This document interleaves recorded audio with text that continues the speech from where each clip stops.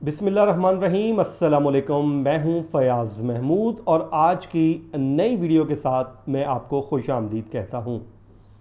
Viewers, जैसा कि आपको मालूम होगा, याद होगा कि 2007 में लियाकत बाग में एक बॉम्ब ब्लास्ट हुआ था जिसमें साबिक प्राइम मिनिस्टर, जो 2 बार पाकिस्तान की प्राइम मिनिस्टर रही, मोहतरमा बेनज़ीर भुट्टो, जो उस हादसे में, उस धमाके में शहीद हो गई थी। और उसके बाद ये मुकदमा चलता रहा। ये 13 साल कबल पुरानी कहानी है।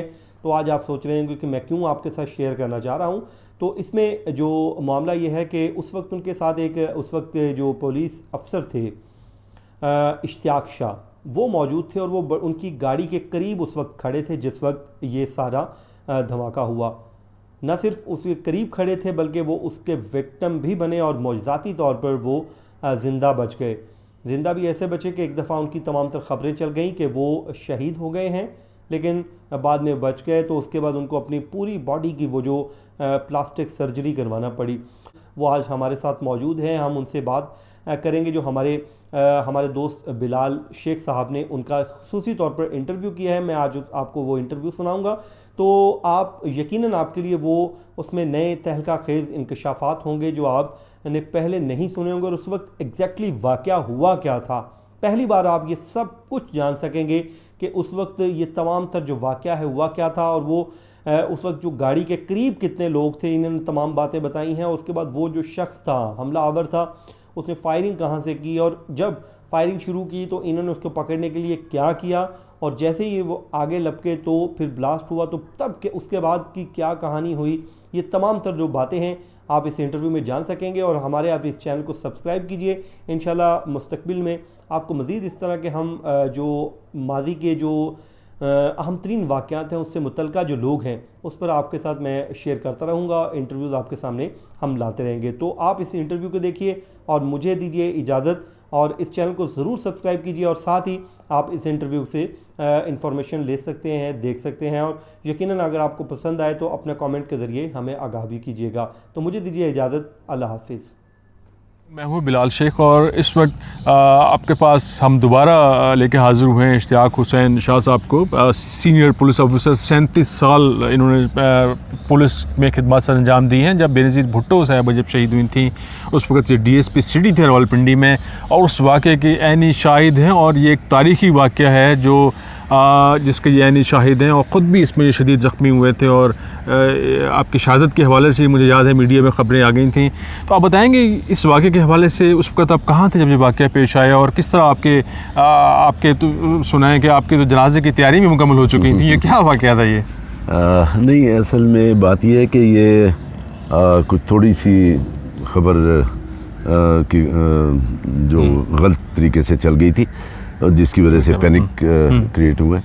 तो मकसद ये था कि उस वक्त में DSP सिटी था, और चूँकि अभी केस मेरा ख़्याल है अभी कोर्ट में है, तो इस पर ज़्यादा बात तो मैं मुख्तसर जो अपनी मेरे साथ बीती है वो मैं आपको बता सकता हूँ, लेकिन उस पर मैं अभी केस पर नहीं डिस्कस कर सकता ना ही कोई। लेकिन ये है कि चूँकि मेरी वहाँ पर ड्यूटी थी, और जिस वक्त ये बीबी साहिबा जो है ये वापस जा रही थी, शहीद बीबी बेनज़ीर वापस जा रही थी, तो उस वक्त मैंने सारे हमने अरेंजमेंट वगैरह किए हुए थे, क्योंकि ओवरऑल रिस्पॉन्सिबिलिटी जो सिक्योरिटी की थी वो वो मेरी थी। तो अल्लाह की मेहरबानी से जलसा भी ठीक ठाक हो गया था, वापस जा रही थी। तो ये जो इंसिडेंट हुआ है, ये जब लोग गाड़ी टर्न हो रही थी, लोग आ गए गाड़ी के नज़दीक बहुत ज़्यादा, तो मैंने कोशिश की प्रोटेक्ट करने की ना इनको, और मैं जो गाड़ी थी टर्न हो रही थी, मैं इनके बिल्कुल दरवाज़े के साथ खड़ा हो गया था, और मेरे 2 गनमैन थे, वो भी गाड़ी को कवर करके, ताकि लोग जो हैं वो बीबी तक ना पहुंच सके, दरवाज़ा वगैरह ना खोलें। तो उस सिलसिले में हम खड़े हुए थे, तो बिल्कुल मेरे सामने जो बंदा था ना, कोई मेरा ख्याल है ज़्यादा से ज़्यादा कोई 20-30 फुट फासला होगा उसका, इससे ज़्यादा नहीं होगा, जिसने फायरिंग शुरू की। लेकिन चूँकि मैंने तो प्रोटेक्ट किया हुआ था इनको, मैं खड़ा था दरवाजे के साथ, तो मेरा मुंह इस तरफ था। मैंने नहीं देखा है कि बीवी बाहर निकली है नहीं निकली है। मैंने तो उस बंदे को देखा है जो फायर कर रहा था। तो अब ये भी मुझे नहीं पता कि क्या है क्या नहीं। बहरहाल उसने, जब मैंने देखा कि ये फायर कर रहा है तो मैंने छोड़ दिया दरवाजे को और मैंने जंप किया उसके ऊपर। अब वो जब मैंने उसके ऊपर जंप किया ना तो उसने ब्लो कर लिया अपने आप को, और जब उसने ब्लो किया तो मैं तो फिर यहाँ से उड़ करके, मेरा ख्याल है को 20 फुट 30 फुट दूर गाड़ी को भी ऊपर ओवरथ्रू होके मैं जा करके गिरा हूँ नीचे। उसके बाद फिर मुझे हॉस्पिटल वगैरह ले गए और वहाँ से फिर मुझे CMH शिफ्ट कर दिया। तो काफ़ी क्रिटिकल कंडीशन थी, मतलब मेरा ख्याल है जिस्म का कोई हिस्सा ऐसा नहीं था जो बच गया हो। तो आपकी शहादत की किस तरह खबर आपकी है? वो ये था कि जब वहाँ पर जो मेरा ख्याल है 20-22 लोगों की शहादत हो चुकी थी, जो बेचारे लोग थे जो हॉस्पिटल में, उस वक्त सिविल हॉस्पिटल फौरा चौक में, और वहाँ पर ज़ख्मियों की तादाद भी बहुत ज़्यादा थी। तो डॉक्टर्स लिमिटेड सी उनकी होती है, तो डॉक्टर्स जो थे कम थे, तो कोई इतना केयर नहीं कर रहे थे। तो मुझे फिर डिसाइड किया गया कि चूँकि काफ़ी क्रिटिकल कंडीशन है इनकी, तो इनको CMH शिफ्ट कर दिया जाए। तो वो जब मुझे शिफ्ट करने लगे तो उन्होंने मुझ पर चादर डाल दी, सफ़ेद रंग की चादर डाल दी। तो जब मुझे स्ट्रेचर पर खींच के बाहर ले जा रहे थे एम्बुलेंस की तरफ, तो उस वक्त किसी ने पूछा ये कौन है, तो उन्होंने कहा जी इश्तियाक शाह है। तो मीडिया पूरा का पूरा वहाँ इकट्ठा था बाहर, तो उन्होंने कहा जी इश्तियाक शाह है। तो वो उन्होंने वहीं से बीपर चलाने शुरू कर दिए कि इश्तियाक शाह शहीद हो गए जी। तो वो एयर बाय एयर और दूसरे जो जियो, ये इन्होंने वही ब्रेकिंग न्यूज़ चलानी शुरू कर दी। बीबी के साथ दूसरी ये चल रही थी जी इश्तियाक शाह DSP शहीद, इश्तियाक जब शाह। ये वाक़या, जिस दिन आप उस दिन मौके पे मौजूद थे, बेनज़ीर भुट्टो शहीद थी आपकी, उस दिन उनसे कोई मुलाकात, उनसे कोई बातचीत हुई? जी, 2-3 दफ़ा बातचीत हुई है मेरी, क्योंकि जब वो बीबी जब आ रही थी, जिस वक्त आई जुलूस की सूरत में आ रही थी, तो मैंने गेट बंद करवा दिया था। तो मैं गेट के सलाखे वाला गेट था, गेट बंद करा दिया था, तो मैं अंदर था। तो बीबी जो थी उस वक्त मुझे इशारा कर रही थी, कह रही थी कि गेट खोलो गेट खोलो। तो मैंने बीबी को बताया, मैं चूँकि शोर शराबा भी था और फिर मैं उनको यहाँ से मेरी आवाज़ उन्होंने सुननी नहीं थी, तो मैं उनको इशारे करता था कि भाई ये मजमे कोर्ट है, ये अंदर नहीं जाएगा, तो फिर आपका गेट खोलूँगा।